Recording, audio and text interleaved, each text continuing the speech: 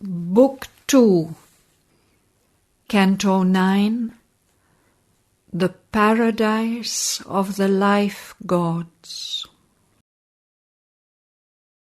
Around him shone a great felicitous day, a lustre of some rapturous infinite. It held in the splendor of its golden laugh regions of the heart's happiness set free. Intoxicated with the wine of God, immersed in light, perpetually divine. A favorite and intimate of the gods, obeying the divine command to joy, it was the sovereign of its own delight and master of the kingdoms of its force. Assured of the bliss for which all forms were made, unmoved by fear and grief and the shocks of fate, and unalarmed by the breath of fleeting time, and unbesieged by adverse circumstance, it breathed in a sweet, secure, unguarded ease, free from our body's frailty, inviting death, far from our danger zone of stumbling will. It needed not to curb its passionate beats, thrilled by the clasp of the warm, satisfied sense, and the swift wonder rush and flame and cry of the life impulse's red, magnificent race. It lived in a jewel rhythm of the laughter of God, and lay on the breast of universal love. Immune, the unfettered spirit of delight pastured his gleaming sun herds and moon flocks along the lyric speed of griefless streams, in fragrance of the unearthly asphodel. A silence of felicity wrapped the heavens. A careless radiance smiled upon the heights. A murmur of inarticulate ravishment trembled in the winds and touched the enchanted soil. Incessant, in the arms of ecstasy, repeating its sweet involuntary note, a sob of rapture flowed along the hours. Advancing under an arch of glory and peace, traveller on plateau and on musing ridge, as one who sees in the world magician's glass a miracled imagery of soulscapes flee, he traversed scenes of an immortal joy and gazed into abysms of beauty and bliss. Around him was a light of conscious suns, and a brooding gladness of great symbol things. To meet him crowded plains of brilliant calm, mountains and violet valleys of the blessed, deep glens of joy and crooning waterfalls, and woods of quivering purple solitude. Below him lay like gleaming jeweled thoughts, rapt dreaming cities of Gandharva kings. Across the vibrant secrecies of space, a dim and happy music sweetly stole. Smitten by unseen hands, he heard heart close the harp's cry of the heavenly minstrels pass, and voices of unearthly melody chanted the glory of eternal love in the white blue moonbeam air of paradise. A summit and core of all that marvelous world, apart stood high Elysian nameless hills, burning like sunsets in a trance of eve. As if to some new unsearched profundity, into a joyful stillness plunged their base.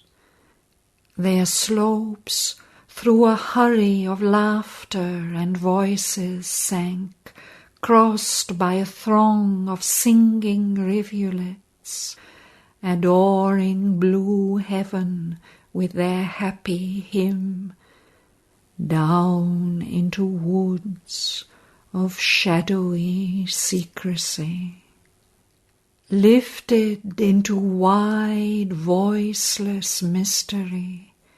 Their peaks climbed towards a greatness beyond life. The shining Edens of the vital gods received him in their deathless harmonies.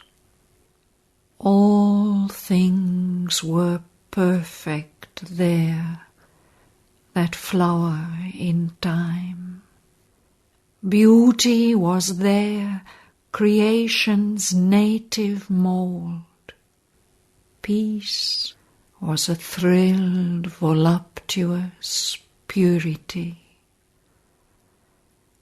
There love fulfilled her gold and roseate dreams, and strength her crowned and mighty reveries. Desire climbed up a swift omnipotent flame, and pleasure had the stature of the gods. Dream walked along the highways of the stars. Sweet common things turned into miracles, overtaken by the Spirit's sudden spell, smitten by a divine passion's alchemy, pain self-compelled, transformed to potent joy, curing the antithesis twixt heaven and hell. All life's high visions are embodied there, her wandering hopes achieved, her aureate combs caught by the honey-eater's darting tongue, her burning guesses changed to ecstasied truths, her mighty pantings stilled in deathless calm, and liberated her immense desires. In that paradise of perfect heart and sense, no lower note could break the endless charm of her sweetness, ardent and immaculate. Her steps are sure of their intuitive fall. After the anguish of the soul's long strife, at length were found calm and celestial rest, and lapped in a magic flood of sorrowless hours, healed were his warrior nature's wounded limbs, in the encircling arms of energies that brooked no stain, and feared not their own bliss. In scenes forbidden to our pallid sense, amid miraculous scents and wonder hues, he met the forms that divinize the sight. To music that can immortalize the mind and make the heart wide as infinity, listened, and captured the inaudible cadences that awake the occult ear. Out of the ineffable hush it hears them come, trembling with the beauty of a wordless speech, and thoughts too great and deep to find a voice, thoughts whose desire new makes the universe. A scale of sense that climbed with fiery feet to heights of unimagined happiness, recast his being's aura in joy glow. His body glimmered like a skyey shell. His gates to the world were swept with seas of light.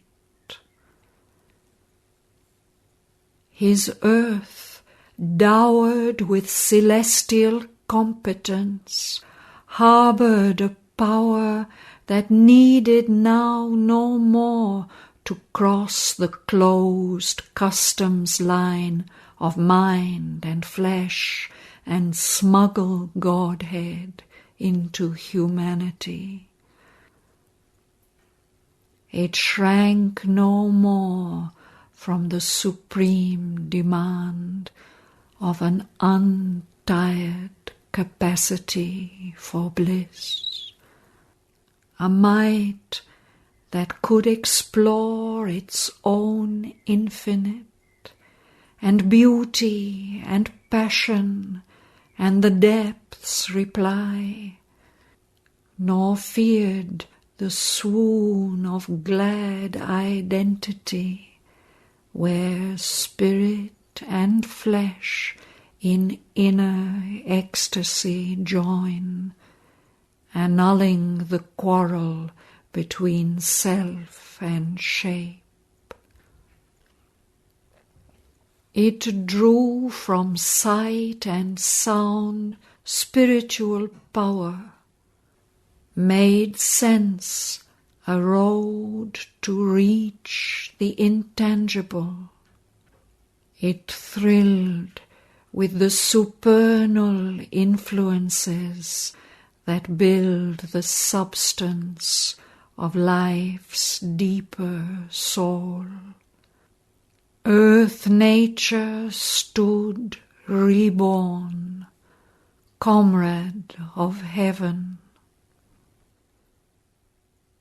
A fit companion of the timeless kings, equalled with the Godheads of the living suns, he mixed in the radiant pastimes of the unborn, heard whispers of the player never seen, and listened to his voice that steals the heart and draws it to the breast of God's desire, and felt its honey of felicity flow through his veins like the rivers of paradise. Made body a nectar cup of the Absolute.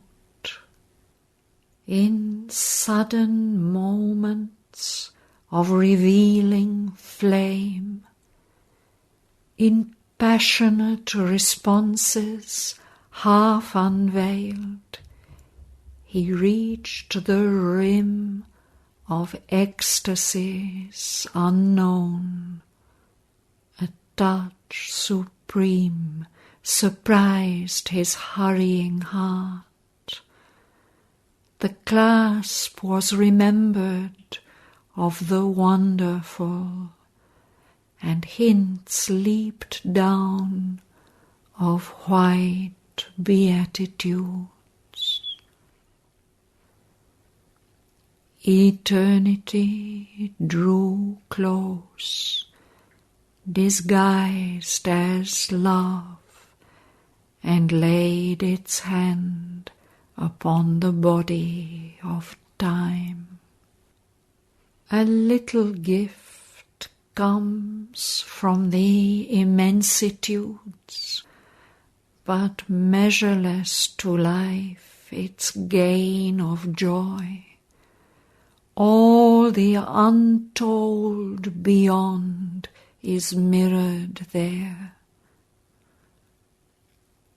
A giant drop of the bliss unknowable overwhelmed his limbs, and round his soul became a fiery ocean of felicity.